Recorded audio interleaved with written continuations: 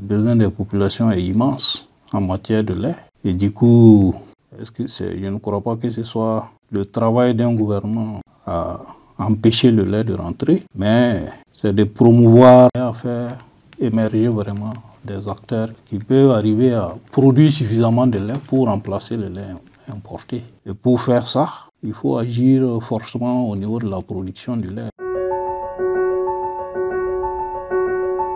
Si nous regardons nos rapports, là, je sais que c'est 2019, on a estimé à 264 000 tonnes de lait transformé dans nos petites unités de transformation de lait, pour un potentiel de plus de 450 000 tonnes.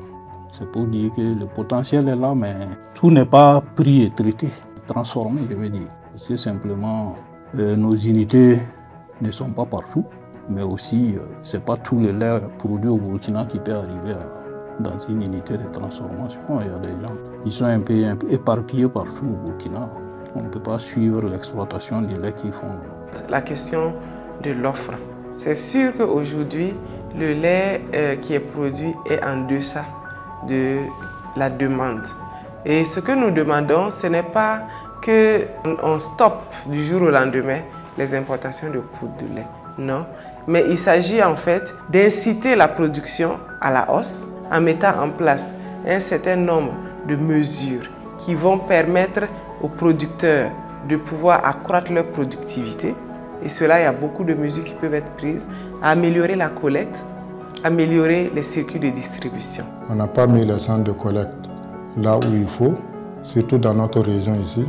On a mis les centres de collecte dans des villages qui n'ont pas de lait. Donc ça, du coup, ça n'a pas fonctionné. Et pourtant, c'est un outil qui devait être adossé aux laiteries. C'était comme ça, mais à l'arrivée, ça a changé. Sinon, au départ, le projet qui a accompagné les centres de collecte avait adossé les centres de collecte aux laiteries. Ça veut dire que c'est les laiteries qui créaient leurs centres de collecte. Ou bien c'est les points de collecte de laiteries qui devaient être. Mais à un moment donné, on a tourné, on allait rencontrer les producteurs, on a dit, bon, on va vous créer un centre de collecte. Et souvent, les producteurs ont compris ça comme création d'une laiterie collective. Et du coup, quand vous passez dans ces centres-là, vous trouvez que ça ne fonctionne pas. Parce que notre production avant était vraiment basée sur le système pastoral. Et là, c'est orienté vers l'autoconsommation. Et c'est le reste qui est mis sur le marché. Mais aujourd'hui, Dieu merci, beaucoup de gens produisent le lait et sont orientés vers des vaches performantes qui puissent produire aussi vraiment convenablement le lait. Donc, à ce niveau-là, je pense que le marché progresse. Mais il faut soutenir ce marché-là.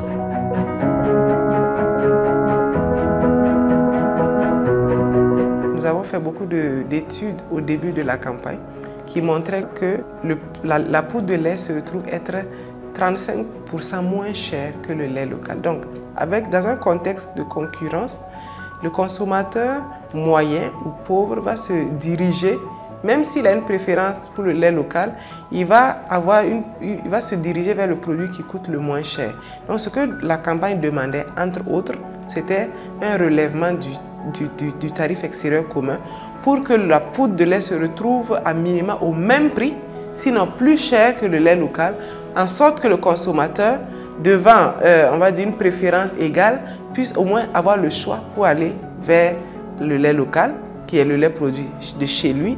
Mais si les grandes entreprises qui ont les moyens, qui font des publicités à outrance pour détourner la consommation du lait vers leurs produits, donc souvent c'est décourageant. Parce que c'est un combat de David contre Goliath. Nous avons créé l'UMPLB parce qu'on a vu à cette même époque, les transformateurs du lait en poudre étaient en passe de devenir les interlocuteurs de l'État. Donc nous sommes des petits producteurs. Nous ne devons pas mourir. Donc c'est en ce moment que nous nous sommes mis ensemble. On a dit l'UMPLB, Union nationale des mini-laiteries et petits producteurs du lait local. C'était 23 laiteries à l'époque. Aujourd'hui, nous sommes à 94 mini-laiteries sur tout le territoire national, avec près de 3000 membres comme producteurs.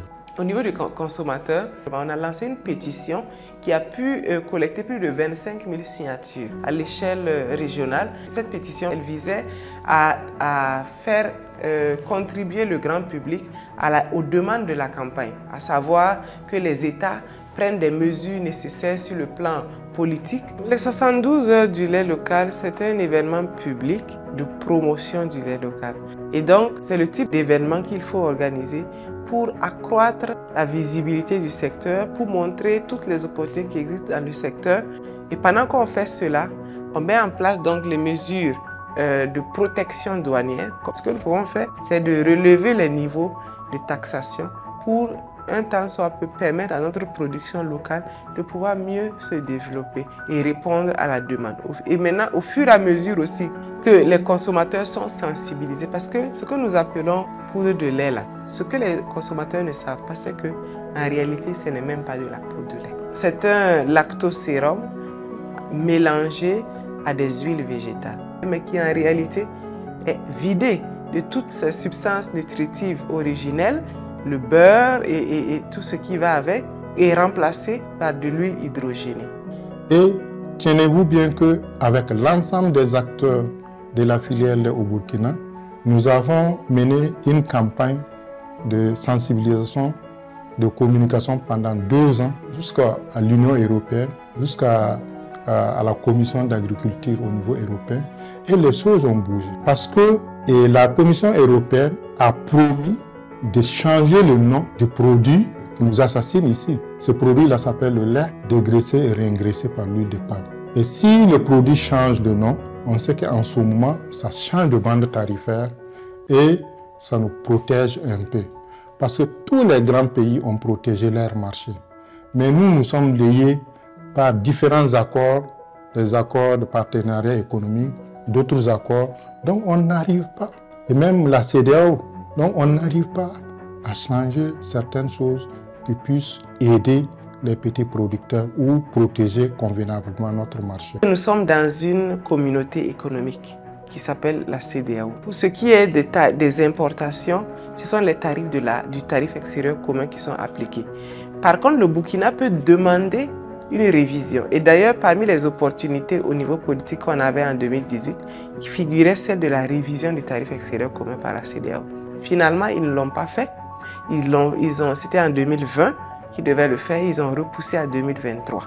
Donc, on voulait saisir cette opportunité pour montrer à la CEDEAO et à la direction des douanes combien est-ce que cette politique actuelle était défavorable au développement du secteur laitier local. Donc, nous avons mené beaucoup d'actions de lobbying, nous avons mené beaucoup d'études qui montrent comment est-ce que cette politique-là pourrait être améliorée, notamment à travers le relèvement du TEC. Mais pour le moment, nous n'avons pas obtenu gain de cause. Donc, il y a beaucoup de mesures internes, de fiscalité ou bien incitatives à la consommation qui peuvent être prises par les États pour essayer d'encourager la transformation du lait local.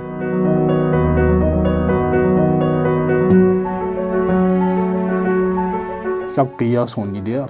Est-ce que l'idéal est accessible? Moi, je crois que si on arrive à couvrir 80-90% des besoins, c'est déjà bon. C'est ça le souhait de chacun, mais il y a tellement d'obstacles qu'il faut surmonter. Et ça, il faut travailler à fond. On a des animaux qui sont là, mais des animaux qui sont limités aussi par la nature. On ne peut pas continuer à conduire nos animaux là tels qu'on le fait et puis croire qu'ils vont produire beaucoup. Même nous là, si on ne mange pas, on ne va pas bien travailler. C'est la même chose chez les bêtes. Si on les laisse dans la nature, les animaux se promènent pour ramasser une brindille par-ci, attendre la saison pluvieuse pour avoir de l'abondance. Nous reconnaissons que ce n'est pas ça qui va faire atteindre le niveau que nous voulons. Par contre, si les gens se mettent à cultiver l'herbe, chose que les gens n'ont pas l'habitude, les animaux là, c'est des herbivores. Pour qu'ils aient à manger, il faut qu'on cultive, à un moment donné, il faut qu'on cultive pour les nourrir. Bon, de plus en plus, les gens ont compris. Et il y en a qui se réjouissent. Il y a des gens qui produisent beaucoup de fourrage maintenant et qui mettent même sur le marché.